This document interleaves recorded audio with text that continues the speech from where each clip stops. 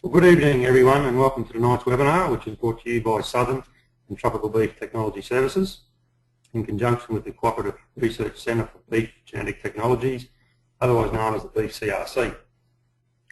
My name is Philip Mann and I am a Technical Officer with Tropical Beef Technology Services based in Rockhampton, Queensland, and I will be chairing tonight's webinar.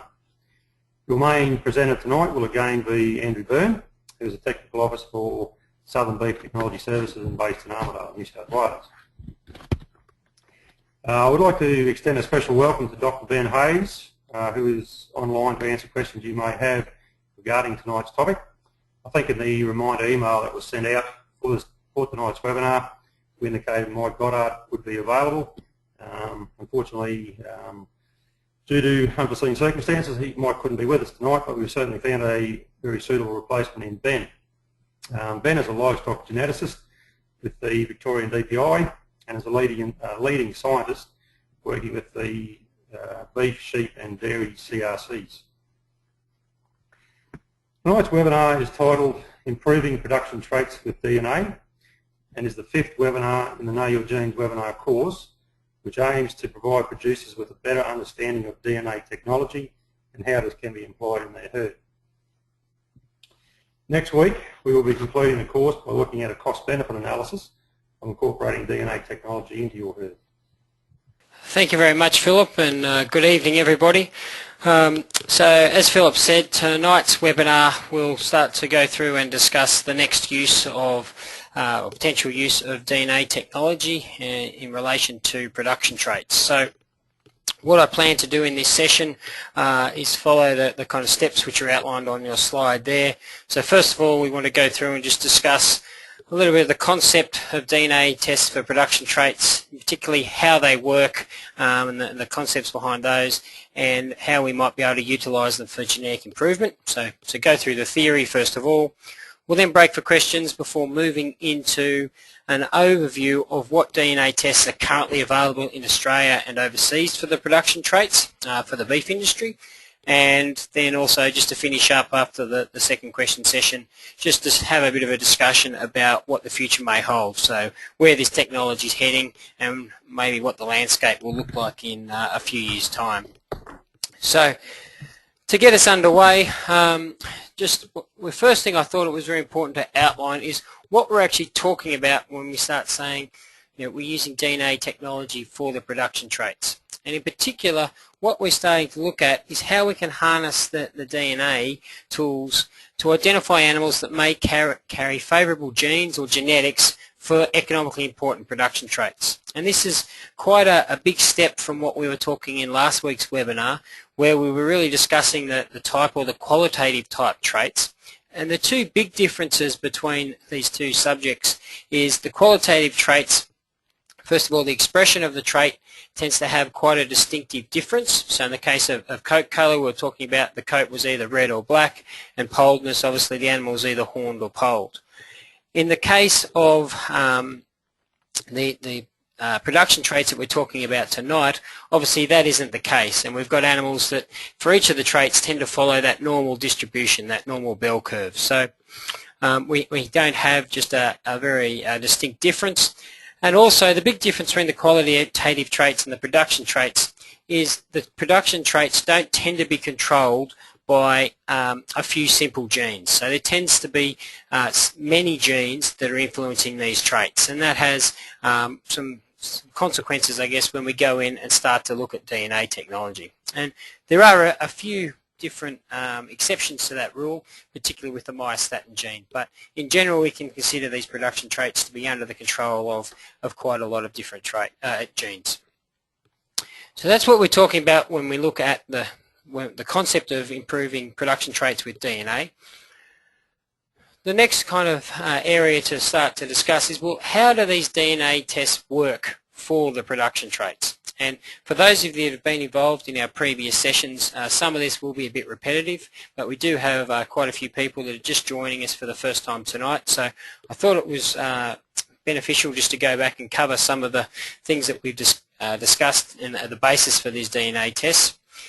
So the first thing we need to consider when we start looking at how they work is just where DNA fits within the animal. So we start with the animal, so we've got a Hereford bull there on the screen, and we need to consider that that animal is made up of a number of cells. Within each of those cells we have a cell nucleus, and within each of the cell nucleus we have what we call the chromosomes. Now in the case of the beef animal, as we've discussed in previous sessions, they have 30 different pairs of chromosomes.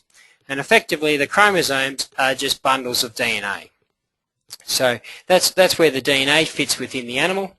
And when we start to break down and actually look at the structure of DNA in a bit more detail, which is where the tests and these DNA tools really start to look at, we can consider that DNA is made up of these two strings of nucleotides. So we've got the two different strings there. And those nucleotides are comprised of a couple of different components. And the first two are the phosphate group and the sugar molecule, which form the kind of backbone of that double helix model that you have on your screen there. But the third component is the nitrogenous bases. And the nitrogenous bases, or the nitrogenous base pairs, are the bit in the middle, if you like, the rungs in the ladder, which bind the two different strings of nucleotides together. And the nitrogenous base pairs is what all this DNA technology works on. So in the case of our DNA, we've got 4 different nitrogenous bases potentially. So adenine, thymine, guanine and cytosine. And the way their chemical structure works, the A and the T always bind together and the G and the C always bind together. And so across the beef animal's DNA, there's approximately 3 billion nucleotides, or these 3 billion of these nitrogenous base pairs. And that's what, looking at that sequence, if you like, is what all the DNA tools look at. So the sequence of the nitrogenous base pairs differs between animals, and that's really that genetic code, or the sequence sets the genetic code, which is the basis for the genes of the animal, and particularly for these production traits. So our DNA tools go in and have a look at those nitrogenous bases and make some assessments about the animal's genetic value. So if we look at what the production traits are looking at, the production traits tend to be based on these gene markers called SNPs, or single nucleotide polymorphisms.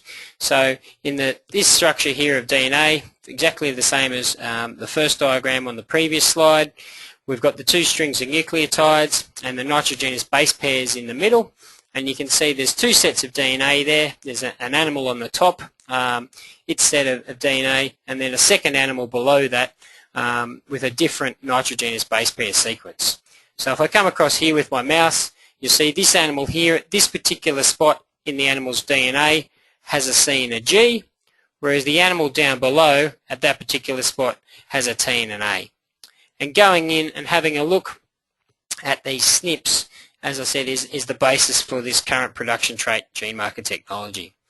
And so the DNA tests we have today won't just go and look at one SNP, they look at multiple SNPs at the one time, and we're currently up, I guess, the recent test which Pfizer have released for the Angus breed is currently looking at 50,000 of these gene markers, or these SNPs. So when it's looking at or assessing the animal's DNA and trying to come up with a prediction of its genetic merit for a range of economically important traits, it's going in and assessing what particular nitrogenous base pair it has at 50,000 different spots in the DNA.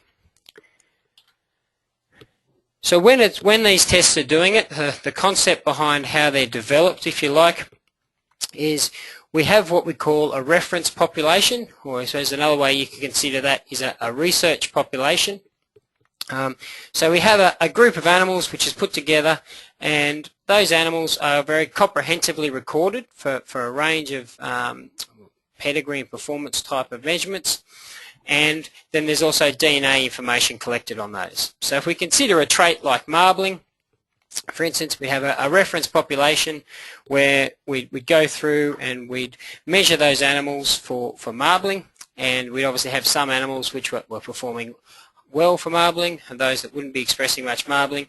We then collect their DNA information, and we'll go through, and the researchers, depending on the test they're doing, but say for arguments in this example, we'll say it was using a 50,000 SNP test, they'll go through, have a look at, and we'll try and relate the 50,000 SNPs with the marbling performance, and therefore come up with a bit of a prediction equation. So they'll look at, well, what's the SNP information on the animals that are performing well versus the SNP information on the animals which are performing poorly, and try and identify, well, how much of the genetic variation is each of the different SNPs explaining. So we'll have this well-recorded reference population where we come up with a relationship between the animal's DNA and their performance for a particular trait, and then that allows us to go out into another population of animals, and say it might be the animals on your farm.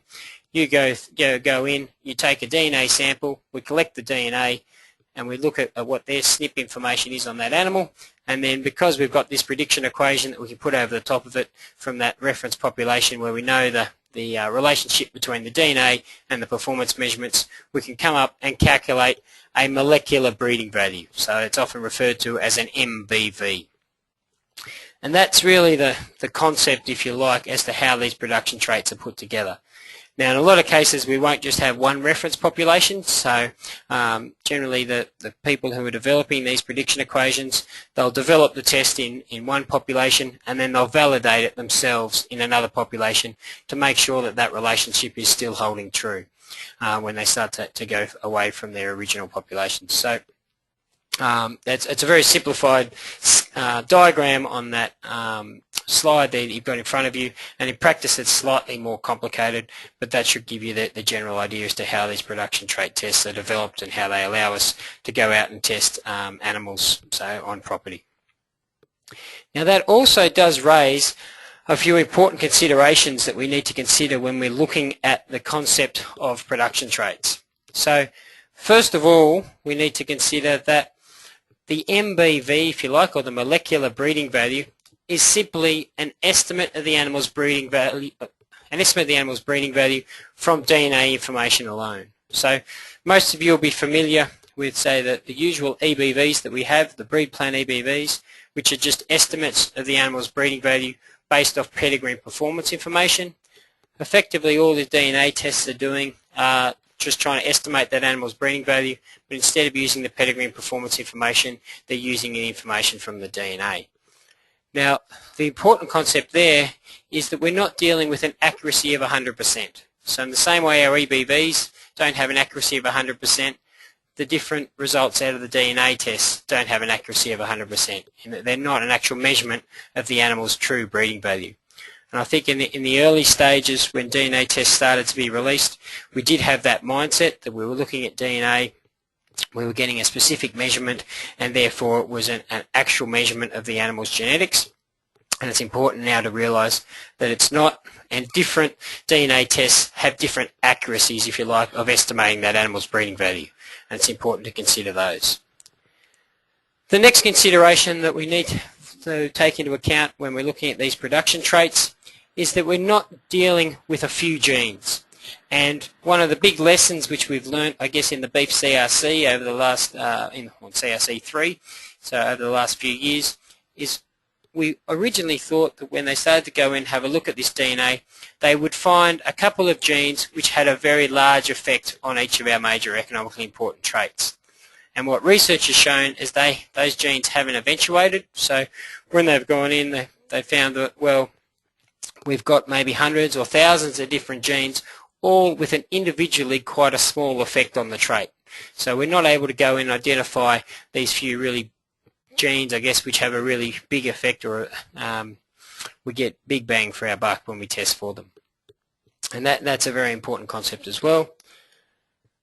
The other thing that we've learnt is that we need denser and denser SNP tests than what we initially thought. So some of our initial tests were just looking at one or two different SNPs. As I said before, the latest DNA test which has been released onto the market in Australia is up to 50,000 different SNPs, so we're now looking at 50,000 gene markers. The researchers are now routinely doing tests with 800,000, so they're looking at 800K or 800,000 SNP tests, and they're now also starting to move denser than that. So they're starting to move towards more full genome sequencing. And what they found is that we really do need that, or the denser information than what we've had in the past, or more SNPs in our tests to be able to explain a greater proportion of genetic variation for each of our different traits. Now, it's not to say that with more SNPs we will just explain more genetic variation automatically, but that's why they put more SNPs in, and as long as if they're good SNPs for the different trait, then it will explain more of the variation. The other concept which it has really highlighted over time is the design of this reference population is really crucial to how effective the DNA test when you say testing your animals in your herd.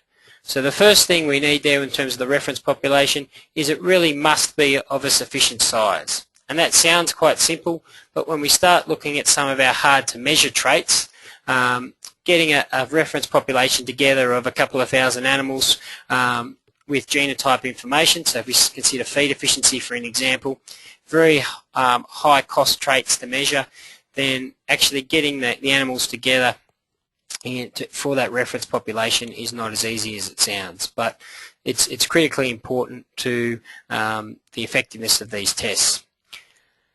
The other thing that they've found quite conclusively is at the moment, without the current SNP tests that we have, so it might change when we move into our denser SNP panels, but with the current SNP panels that we've got, the animals that you're testing really must be related to the animals within the reference population. So the further you move or remove the genetics of your animals from the reference population in which the DNA test was developed, the less likely it is to be a good indication of your animal's genetics for those traits. So what we found as time's progressed is a lot of the early tests were hoped to work quite well across breeds, for instance, but we're now moved to the understanding that while we might have found a relationship between the DNA and the trait in a particular group of animals, if we went outside and we say tested animals in another breed, that same relationship didn't hold up. So that prediction equation that was developed wasn't suitable when we were trying to estimate an animal's breeding value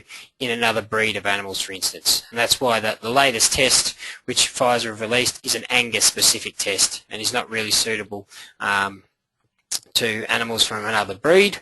And even so, when Pfizer were putting that test together, they also found they needed to tweak their prediction equation between the test which was developed on American Angus over in the American population. It wasn't necessarily applicable out here on Australian Angus animals, even though there'd been a lot of US size and things used out here. So they had to make some modifications to their prediction equation to make it applicable out here. The next thing about the reference population that they've discovered, which is another difficulty, is it needs to be continually updated. So they'll often talk about the prediction equation decaying over time. So what they mean by that is that they'll develop a prediction equation in a group of animals and it'll work really well in the current generation, but then when we start to get into future generations of animals, then the the prediction equation doesn't hold up or isn't quite as effective as we move through. So we need to get updated groups of performance recorded animals so we can go through and update that prediction equation. So they're just some of the things you need to get your head around when starting to think about this DNA for the production traits. It does then raise this concept of, well, where does DNA information fit within genetic improvement? So when the DNA test started to be developed, there was the train of thought that this would go out and actually replace our current tools. And what we've really found, or how I think DNA now fits into the situation, certainly in the short to medium term, is it's not going to replace our current genetic improvement tools, but more go through and enhance what we're doing. So we need to consider that we have quite a complex suite of tools available to us to make genetic improvement, and this is just the next kind of generation of those. So if you like, I've put a genetic improvement timeline there.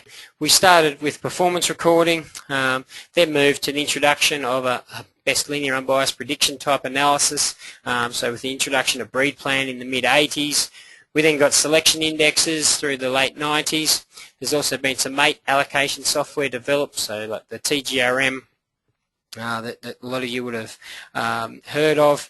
And now DNA tests is just the next generation of tools which are available to us. And it's certainly, we need to get our head around the fact that it's not replacing what we're doing, it's just enhancing what we're doing.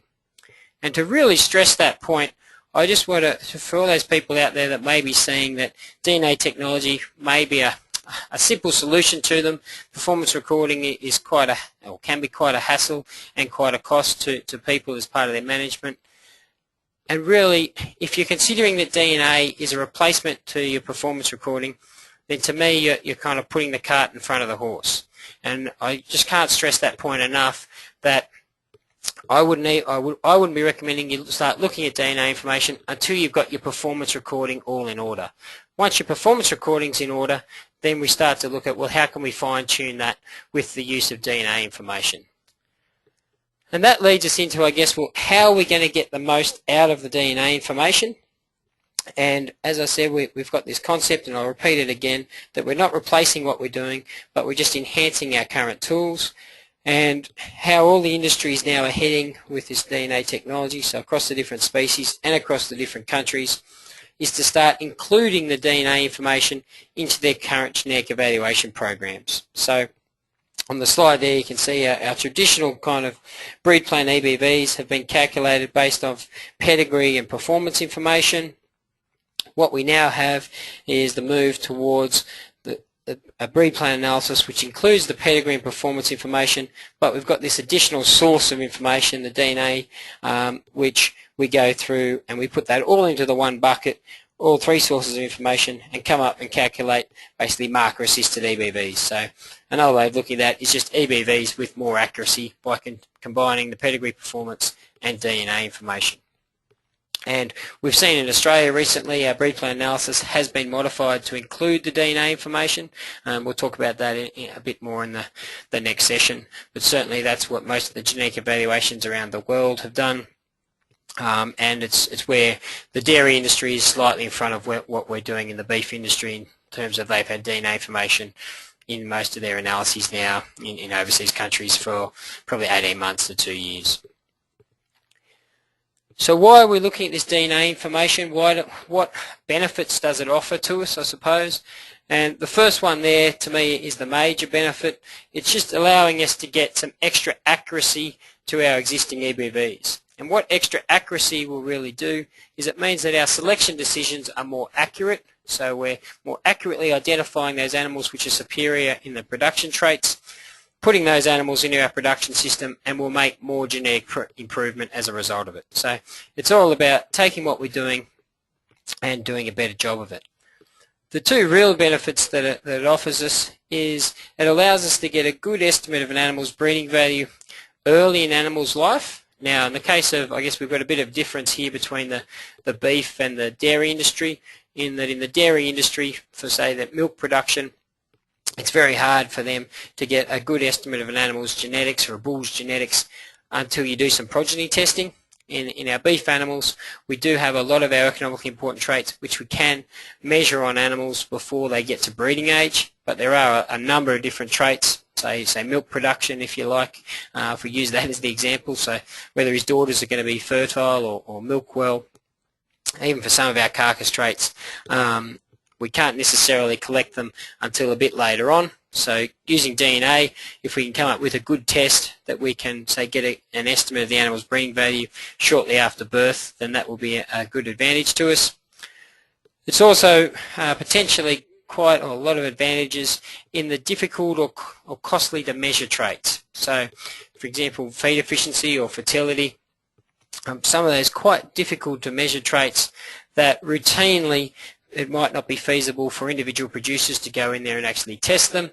If we can develop a DNA test in a reference population or a research type population, and then it becomes economically feasible for individual producers to use DNA to come up with an estimate of that animal's breeding value, then that will be quite beneficial to us. And I guess in the work that we've done, the carcass traits is a really good example of that. At the moment we're using scanning, but if we can go in and actually get a good measurement for some of those measurements, like we would if we were measuring in the abattoir, then we can increase our rate of genetic improvement.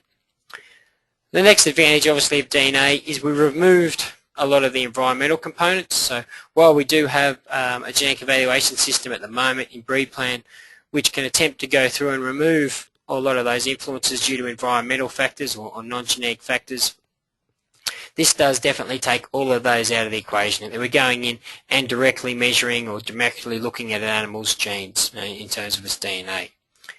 And that does allow us, I guess, for some small herds who at the moment struggle to get adequate contemporary groups together to be able to go through and performance record and get effective use of that performance information in the breed plan analysis, so they struggle to get EBVs with much accuracy. Then DNA does have some benefits for them as well, in that we take the requirement to have a reasonable sized contemporary group out of the equation. So to me, that's a quick overview of kind of the concept of the DNA for the production traits, how they actually work, and what the benefits are. So we might break now for some questions before we start discussing what tests are available in Australia. Right, thanks very much, Andrew. You're running with a couple of questions there. We'll probably throw to Ben. While Ben's answering those questions, I certainly encourage the audience tonight to submit your questions and take advantage of Ben's knowledge in this area. Ben, the first question we have is, how do you actually see, in inverted commas, the DNA sequence and identify the SNPs that an animal has? Right, so the technology we're using routinely now, if you want a picture of what it looks like, it's basically a microscope slide. The old glass slides you used to put under a microscope, but it's got 50,000 little bits of DNA on it. And what those little probes do is they're located where these SNPs are, and by washing the DNA of an animal, like your favourite bull or your favourite heifer, across this DNA slide, the DNA from the animal binds to that slide, and then you can just read off what the sequence is of the genome of your favourite bull or heifer at each of those 50,000 points. So we get that glass slide, we can scan it under a special scanner, and it'll tell us 50,000 bits of information, 50,000 ACTs and Gs. And then, of course, the next big task is to link that up to all these production traits. Okay, thanks very much, Ben. Another question I had, Andrew was discussing about the need for updating the reference population as the prediction equations decay over time. Just wondering if you could explain a little bit more about that and how many generations you would expect that prediction equation to decay. Yep, so if you want to picture it again, we've got these 50,000 points on the genome, but the genome of a beef animal, there's actually 3 billion bases there, 3 billion ACTs and Gs. So we're using those 50,000 DNA markers as a pointer to the rest of the 3 billion bases in the genome. So if there is actually a mutation affecting something like lean meat yield, for example, it's very unlikely that one of these 50,000 markers is going to be right on top of the mutation affecting lean meat yield. What's much more likely is that it's some distance away on the DNA. It's a good marker for a while in the reference population where we find it, but over time the relationship between the marker and the actual mutation decays away. There are recombinations going on in the DNA, and with 50,000 markers, you probably have to update every couple of generations. So every 2 to 3 years, you need some more good information coming in. Okay, thanks very much, Ben. Maybe a question for you, Andrew. There's a question here saying, please explain why DNA is more applicable for use in small herds. Okay, so what I'm getting at there is in a small herd at the moment, when the breed plan analysis is going through and calculating the EBVs, then a lot of the times it will predominantly be based on pedigree information, because when we start looking at the performance for an animal, the breed plan analysis relies on having other similar animals within that herd with which it can compare its performance to. So it really needs to look at, in the first case, look at the performance of that animal and look how it's comparing to other animals which have had the same opportunity to perform. And say if we had an example where, we take the example where there was only 2 calves born in a particular year, or by chance one of those would be a heifer, one of those would be a bull, and we'd have no other similar calves with which to, say, compare the bull calf's performance to, and there'd be no other bulls of similar age. So it's very hard in those cases to get performance information on the animals which is effective, can be used effectively by the breed plan analysis to calculate EBVs. So the accuracy of the EBVs as a result is lower. And so if we could put in another source of information, say DNA information, that wasn't impacted by the size of or number of calves that were born, the size of the contemporary group, then that would give us extra accuracy on those animals and enable the smaller herds to make more accurate selection decisions as a result.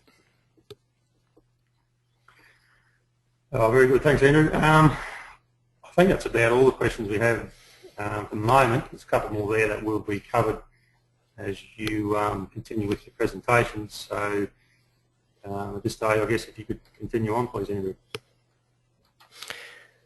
Okay, thank you, Philip, and thank you, Ben. So what we now want to give you an overview of is, well, what DNA tests are currently available for these production traits, and we'll start with the tests which are available in Australia.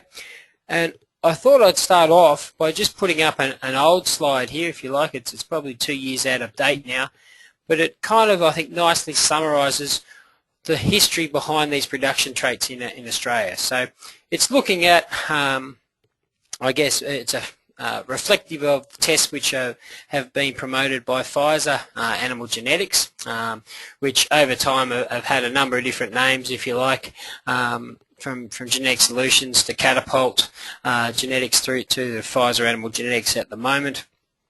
But it shows you that we really started off with, I guess the first gene marker was discovered back in 1989. So research has been working on this technology for quite some time. But then we got the first marker, if you like, or release for marbling back in around 2000. So if you consider we started with one marker, then over the next kind of 5 years, we got 2 more marbling markers added and the 4 tenderness markers released. And back in the early days, these were all referred to as the number of stars. So we saw an explosion of people testing in these areas, and particularly from a marketing point of view, in many catalogues, we saw sale catalogues going around, we saw the number of stars that a particular animal had. And what the stars were looking at, if you like, for each of these markers, it considered there were 2 favourable or possibly favourable forms of the allele of the gene marker that an animal could have, and so if it had 2 stars, it had both favourable forms. In 2006, there were 4 feed efficiency markers released and an additional marbling marker. So for quite some time there, we had 12 different markers on the market, 4 for feed efficiency, 4 for marbling, and 4 for tenderness. Then in around 2009, Pfizer moved out to their next generation of technology. So we went from 12 out to a marker panel which was 56 SNPs. So it went from the 12 gene markers to the 56. It's since come back to 55. And then last year, Pfizer released their next generation of tests for the Angus breed, which was out to 50,000 gene markers. So obviously, as the technology has progressed over time, the number of gene markers or the number of SNPs which we're looking at within these tests has greatly increased. So the tests, that's a bit of history. The tests which are currently available today, as we sit here, what tests you could possibly do. The Pfizer Animal Genetics, I say they are the company which is predominantly offering these tests in Australia for the production traits. So they have that 55 SNP test for gene star tenderness, marbling and feed efficiency. So members of all breeds can potentially go out and test today. What the research has shown, we'll talk about how effective some of these tests are, is that the usefulness in terms of identifying differences in genetic merit does differ in the different breeds, but we do have a crossbreed test on the market at the moment. And their main test that they're offering as well, their latest, or their current technology if you like, is the 50K test, high density test for the Angus breed, and that's giving an estimate of an animal's breeding value for 13 different traits. So you can see that the initial test we're just looking at tenderness, marbling and feed efficiency. We've now got tests in the Angus breed for a whole range of different traits across the kind of birth area, across growth, carcass information and into feed efficiency. So some of those traits we have currently breed plan EBVs for, and some of the others we don't. Now, to give you an idea of the indicative cost of these tests, obviously one of the disclaimers I'll put with the indicative costs is they do differ greatly depending on the type of DNA information that you send in, so the type of tissue, whether it be blood, semen, hair, etc., and also with the number of samples that you send in, and also with whether you submit it through your breed society or directly to the lab. But to give you an idea of some kind of indicative costs, for the general 55 SNP test, so the one that's offered to members of all breed for tenderness, marbling and feed efficiency, indicative costs at the moment of about $82.50, that's inclusive of GST, and for the Angus 50K test there for the 50,000 gene markers, then it's looking around $165 per sample, inclusive of GST. Now I will say they're the uppermost costs. There'll be discounts, as I said before, based on the number of samples and whether you go through your breed society, etc. There's also differing scales if you've done previous testing, say in the Angus breed with the 55 SNP test, to just upgrade it to the 50,000. There's different costs there, but that gives you an idea as to kind of the level of costing that you'll have per animal. Some other tests which are available in Australia, and I tossed up whether I'd put these out there because you could argue they don't necessarily fit into our production trait area because they do tend to be controlled by just a few genes, so it is slightly different to what we're calling our normal production traits. But for the Wagyu breed, there are two tests available through either the University of Queensland or Pfizer Animal Genetics. One for, they're kind of two different traits there relating to marbling. So you can see the description of those tests there. They're actually, those DNA samples, when you send them to University of Queensland or Pfizer, get sent off to Prescribed Genomics in Japan, and they actually do the tests. So their indicative cost there is around $170 Australian, and that's, as I said, a Wagyu specific test. For the Limousin breed, there's a test through the University of Queensland for one of the missense variants of myostatin. So kind of a myostatin being a double muscling type gene. In the case of F94L, it's a favourable form of myostatin, so we get increased yield and muscling without some of the negative consequences of the double muscle gene in terms of carving difficulty and extreme leanness. So the myostatin gene, F94L, I wasn't able to track down an indicative cost today, and I apologise for that, but that would be available through the Limousin Breed Society. And Pfizer also offer a test relating to myostatin for Piedmontese. So again, I didn't actually track down an indicative cost for that, but you could contact Pfizer to get an idea of that. So those three there, they don't necessarily fit within our production trait area, but because we haven't mentioned them at any stage during this webinar course, I thought I should put those up so you're also aware that they are available. So that's the tests which are currently available in Australia. There is a whole range of tests which are available from overseas labs that you need to be aware of as well, and I guess we're in a global market at the moment, so there's nothing to stop you at the moment taking a DNA sample on your animal and sending those to an overseas lab. And just to give you an idea of the number of labs around the world which are offering these tests, if I just look at the tests in the US who are currently offering production trait EBVs based on DNA. We have a range of different companies from Igenity to NMI, which was previously referred to as Metamorphics, GeneSeq, Biogenetic Services, and they're the main ones at the moment. So, and in a couple of other countries, you'll also have DNA labs that offer these tests. Those companies overseas, they tend to offer fairly similar traits. So Igenity, I know for instance, has traits like female longevity, so there are some subtle differences, but generally they're the same or similar traits to what we have available through Pfizer in Australia. If you're after any information on those, SBTS or TBTS can provide them to you, or you can alternatively just search the web, and most of the companies have different websites. So they're the tests which are available. As I said in my introduction, the most benefit we can get out of this DNA information is to include it into our current genetic evaluation systems. And we have got some developments within BreedPlan to enable us to do that. So just to give you an idea of that information which is produced, how much is currently included in BreedPlan. For the Brahman breed, they're calculating or have a trial shear force EBV, so an EBV which includes information on say shear force measurements which have been collected in the abattoir, so shear force being an objective measurement of meat tenderness. It'll also include some flight time measurements, so it's a crush exit speed, and it also takes into account the Pfizer MVPs for tenderness. Now, one of the things I haven't explained yet is MVP is how Pfizer report their results. That's molecular value prediction.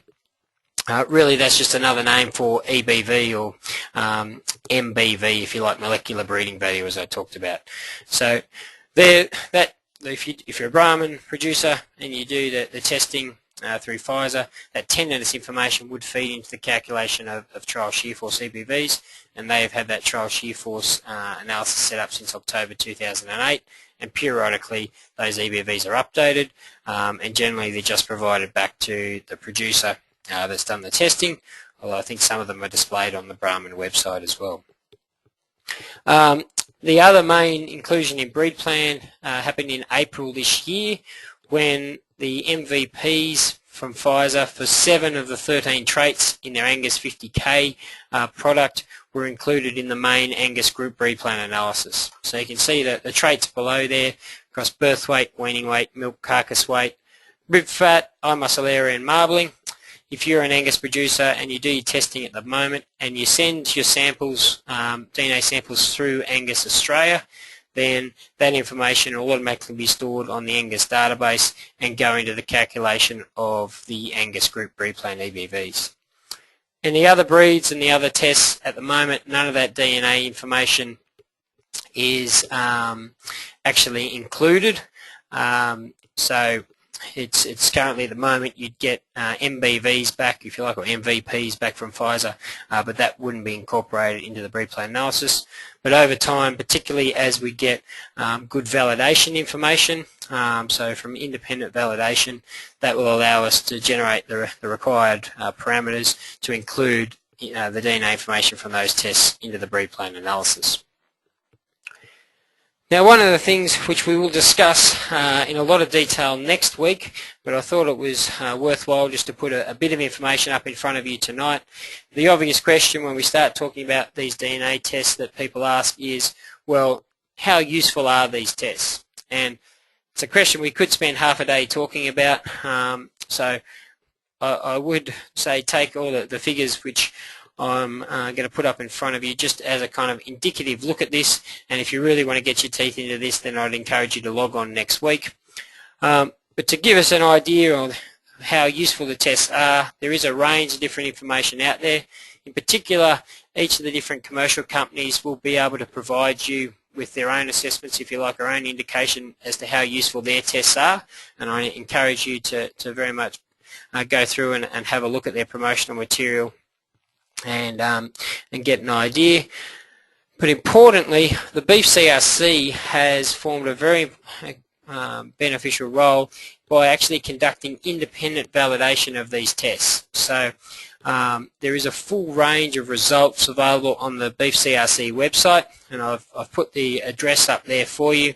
And effectively, as a, if you like, as an industry body, the Beef CRC has gone through and validated how well these tests are working in an independent population of animals. So they've looked at the animals they've got within their research population and assessed whether the tests were actually providing a good indication of an animal's breeding value based on all the performance information that had been collected on those research animals. And as a subset of those results, for the 55 SNP test, which Pfizer's offering for marbling, tenderness and feed efficiency in all breeds, you can see there the Beef CRC have given us two different sets of information, so one for Bos taurus animals and one for Bos indicus animals. So Bos taurus more being our British and our European breeds, and Bos indicus more being some of our northern tropical animals. So I've got two different bits of information there. The first bit there is the proportion of genetic variation which is being explained by these tests. So if you consider, as I said before, there'll be many genes influencing these particular traits. You can effectively consider, well, this is the proportion of the genetics controlling the trait which is being explained by the test, and also the accuracy of the EBV that would be calculated if we just had DNA information alone. So if we didn't have any pedigree information, no performance information for the trait, what would be the accuracy of the EBV that could be calculated? And so the particular numbers there I wouldn't get too focused on, but more just to give you an idea as to the kind of magnitude that we're dealing with at the moment. So in our Bos taurus breeds, if you like, the accuracy of the EBVs, which you can get just off the DNA information, say marbling, we'll say is indicative of around 10% accuracy. For tenderness, we're looking around 20%, and for feed efficiency, around 25%. Now, I will acknowledge I haven't got the standard errors up there, so that the scientists in the audience tonight will probably smack me on the hand for that. We also need to take account of that information. For Bos indicus, the picture is slightly better. So for marbling, we're looking at around, I guess, 10% accuracy again. But for tenderness, it's giving us around 30% accuracy. Now, 30% accuracy sounds low, but at the moment we don't have any way of measuring tenderness in our animals. So we've got those trial shear force EBVs where we've got abattoir measurements, but obviously that's not feasible to do that on our breeding animals. We do have a flight time measurement, but we don't have a really good way of measuring tenderness, so perhaps 30% accuracy is a good start in those traits. For feed efficiency, we're looking again around that 25%. So, and in terms of the portion of the genetic variation, you can see, well, we're explaining some of that genetic variation, but there's still a lot of other, a lot of genetic variation which isn't accounted for by these different tests. And really the key piece of information which I haven't put up on the slide is, well, how much extra accuracy do we get if we put DNA within our current genetic evaluation? If we move on to the Angus 50K test, so this is the, as I say, that previous test was based on 55 gene markers. In the Angus test now, they're currently up at 50,000, so you'd expect it to be a lot more powerful, and it is. I apologise just for the complexity of this slide, and we will try and break this up next week in a lot more detail, but I thought it useful again just to give you an idea of the kind of where we're up to with the development of these DNA tests. So if we focus just there on the proportion of genetic variation that's explained is a lot higher than the 55 SNP test, but as you can see there's still a lot of genetic variation which isn't accounted for. And the accuracy of the EBV, which we get just off the DNA information alone, is now up at a level between about 20 and 40%, depending on the different trait. So that's just if we look at the test in isolation. Obviously, the key thing we need to start looking at or getting our minds with these tests is to start thinking about, well, if we include this information into our breed plan analysis, how much extra accuracy do we get from the EBV? And we'll really focus on that in next week's session. So That's an indication as to where we're up to, and as I say, that information which I've put up there is all the information which has been calculated by the beef CRC, so it's an independent validation data set, and further results are available on the CRC website, but the Pfizer in particular in this case would be able to provide you with their own information based on their own research into how much of the genetic variation and the equivalent accuracy of the EBVs that their tests do explain. So I guess if you're interested in testing your animals, the first thing I'd say would be I'd recommend you log into our webinar next week to try and take you through the thought process that we'd recommend you follow when you're considering to test and weighing up the cost-benefit. But if you decide to go ahead and test, then you go through and obviously, like all your DNA, you contact your breed society as your first point of call and ask for a DNA collection kit. And you also have the option of going to the DNA lab directly, but generally you'll get a better price arrangement if you're going through your breed society, because most of them have arrangements with the labs. You go out and collect your DNA sample. So again, the most common form of sending information in is still hair samples, but you could have the option of blood or semen or also tissue. Complete the required paperwork, put it in the mail, and send it off, normally back to the breed society, who will then forward it on to the lab, but in some cases you send it to the lab directly. Sit there and wait for your results to be returned, and they will come back to you as those, in the case of the Pfizer tests, MVPs, or basically the molecular breeding values. Now importantly, if you're submitting your samples via your breed societies, then the results will normally be automatically stored on your breed society database.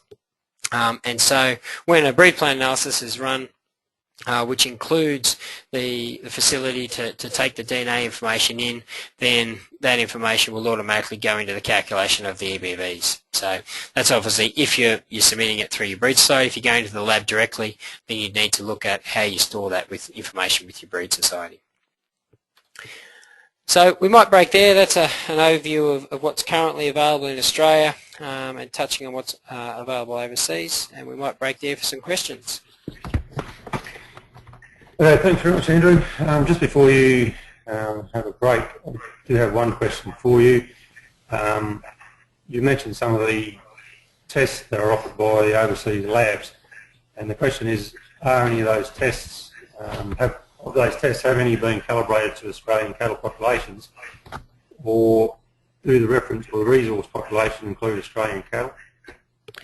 That's a very good point, very good question, and I appreciate that being raised. It was an oversight on my behalf in that when you are looking at testing in the overseas labs, you do need to be aware that they may not have been calibrated on Australian populations, more than likely not, and so therefore they may not be useful as a test on Australian cattle. And obviously I touched on the Pfizer Angus test previously, where they modified or tweaked their prediction equations from when they were offered in American Angus animals to what was offered in Australian Angus animals.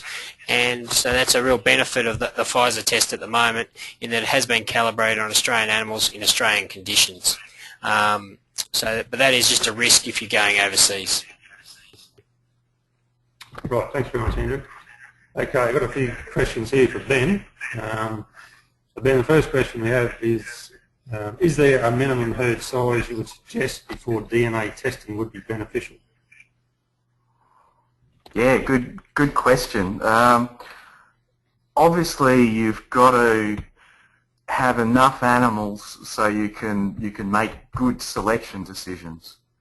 So the DNA markers at the moment aren't explaining a huge proportion of the genetic variance, so your differences between animals won't be that great. So you'll have to test a fair number of animals before you see those differences.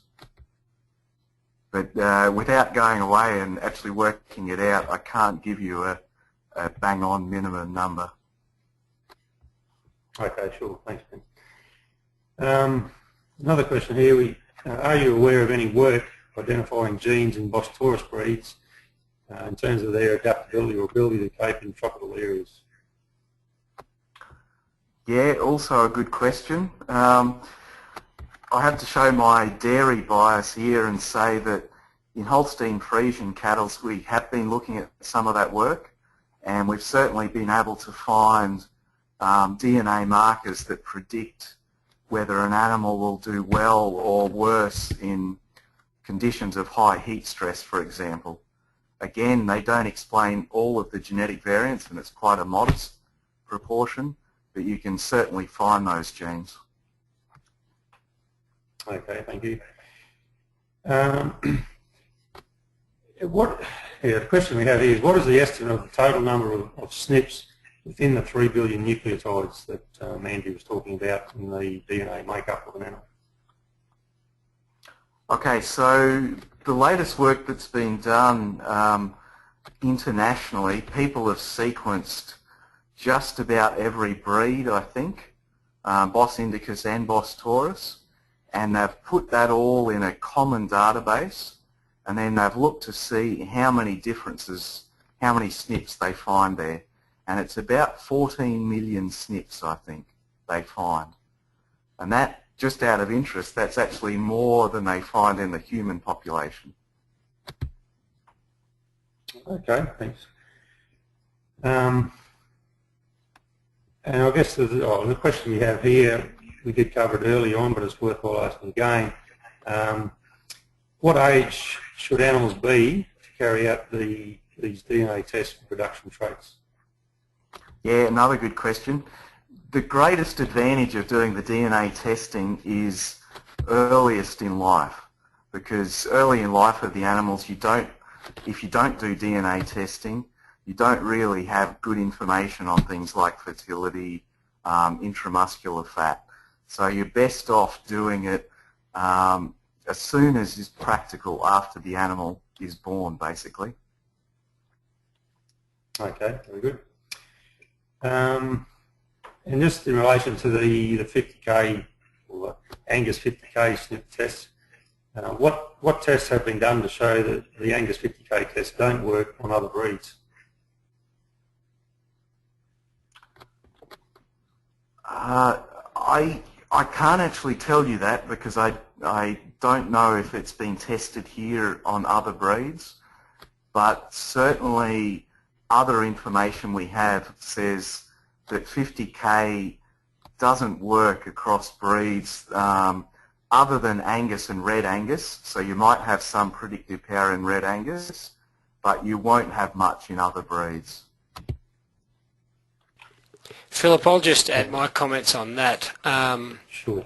As well. I guess one of the limitations we have in looking at whether it doesn't work in other breeds is actually having a reference population, or a well recorded population of animals for those traits. And so if we look at, I think that question's come from a red poll breeder, one of the issues we've got is it's probably not so much in the case that the test has been shown not to work in red poll animals. It's the case that we haven't got any data that would enable us to estimate whether it does work. Now, the research that they've done would indicate that we're getting too genetically far removed for that test to work, but one of the issues we're going to have going forward, particularly in some of the smaller breeds, is where we're going to get the performance information from to actually validate and generate the DNA tests.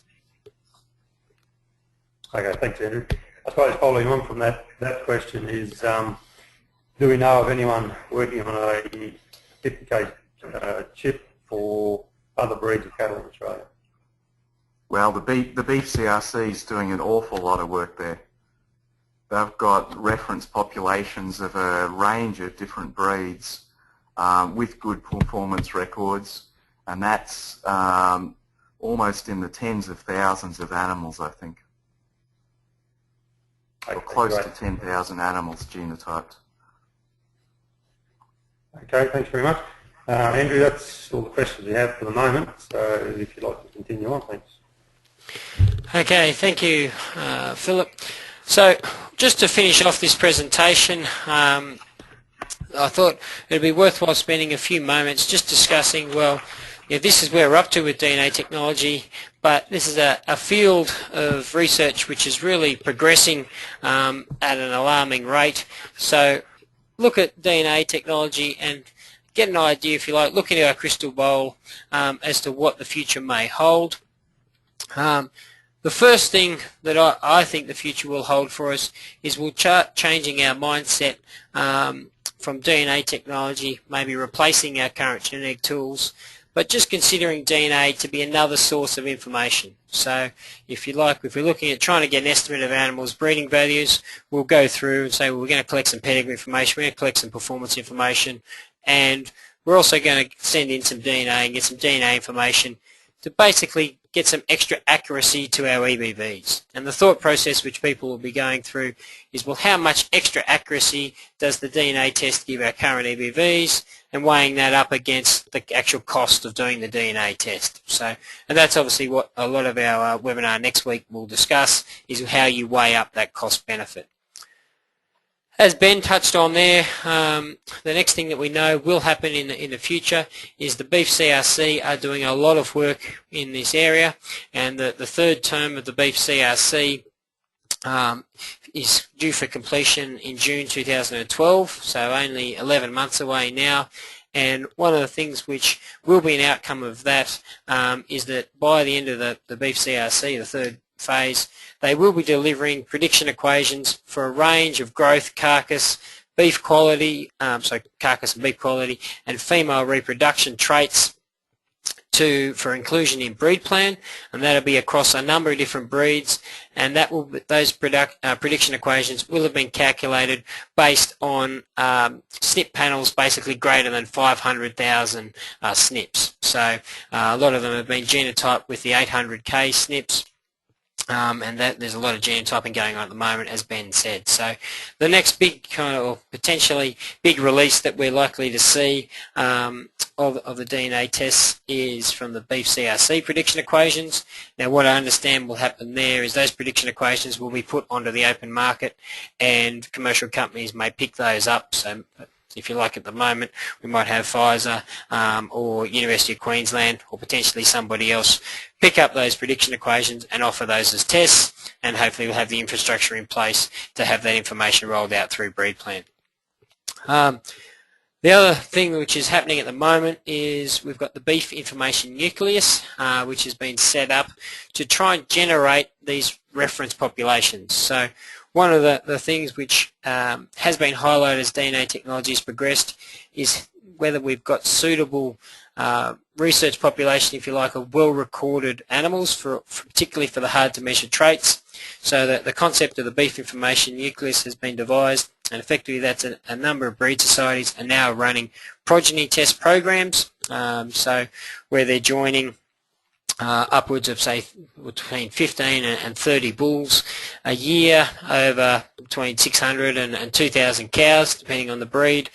And those animals are all well recorded for pedigree and performance information. They've all got DNA collected, and they will be a really valuable resource for going through and developing these prediction equations on Australian animals in Australian production systems in the future.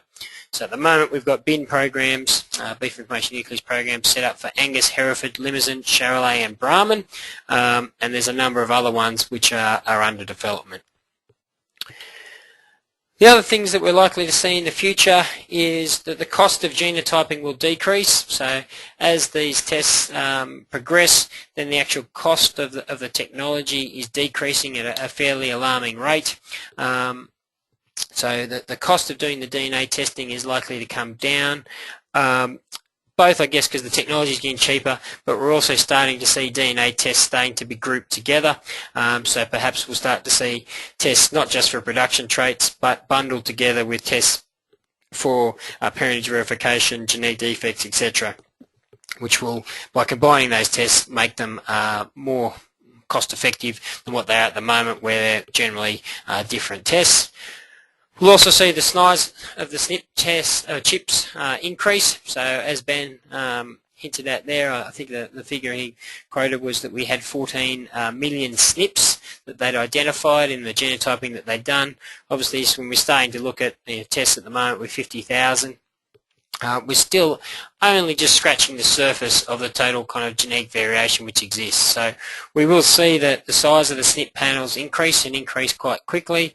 What our researchers are also suggesting is the future is we might do those higher density chips in our research population, but you on farm will be able to go through and actually DNA test your animals with a lower density, lower cost chip. So whether that be, say, in the future the 50,000 test, you might do the 50,000 test, and based on research again, they'll then be able to infer or impute up the results as to what the results from, say, a genotyping with an 800K test would be. So it might be that you're able to do a cheaper test, but then we're able to impute what the results from the more expensive test would have been. Again, it's all about decreasing the cost to make it more cost effective.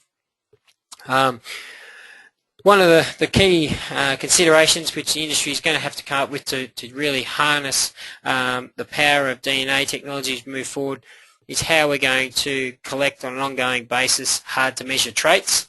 They're very costly to do, and there'll need to be a lot of thought given, and there is being thought given to at the moment, how we're going to fund the collection of those traits on an ongoing basis.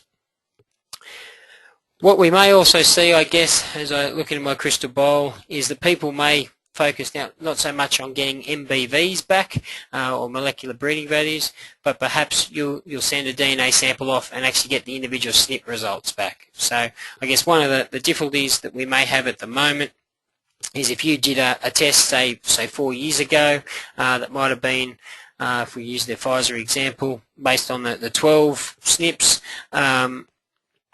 you have to go through and retest that sample, if you like, for the 50,000. So it may be the case as we move into this kind of ability to impute results to higher panels, that actually collecting the SNP information will be the bit of value, and that means as the tests start to get more powerful, then we'll be able to run the more powerful prediction equations over the top of them and get updated results without having to actually go through and re-genotype the animal.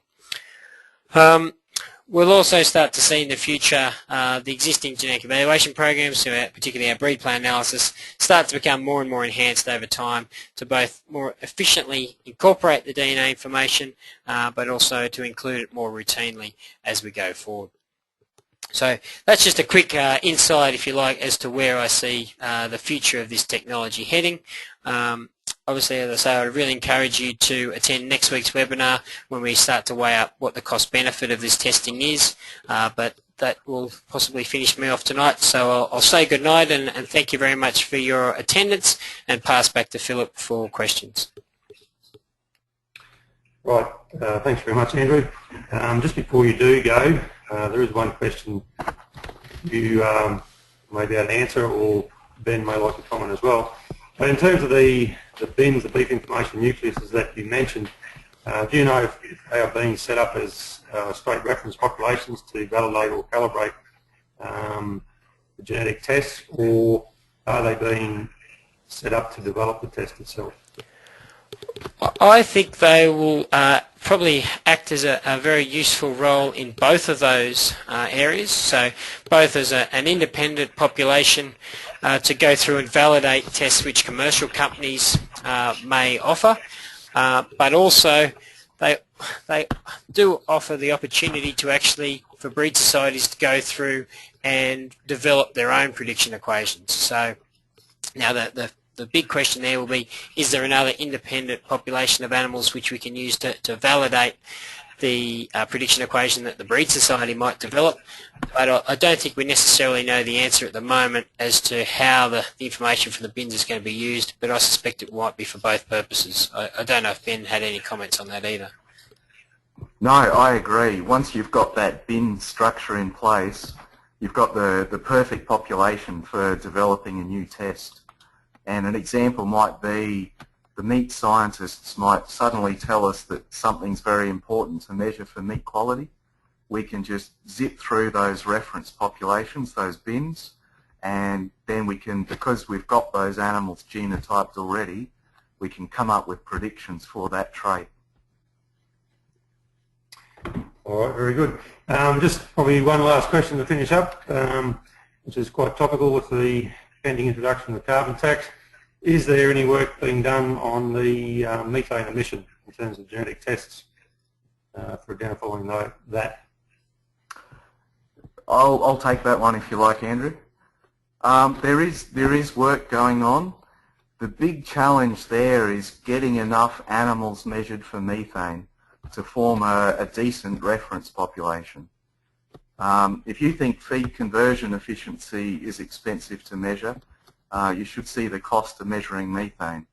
But there certainly is work going on, and there's also a lot of international collaboration in this area, so that every country doesn't have to measure huge numbers of animals for methane. So I don't think it'll be next year, but sometime in the future we may see predictions for methane. Okay, thanks very much, Ben. Well, that's all the questions we have tonight.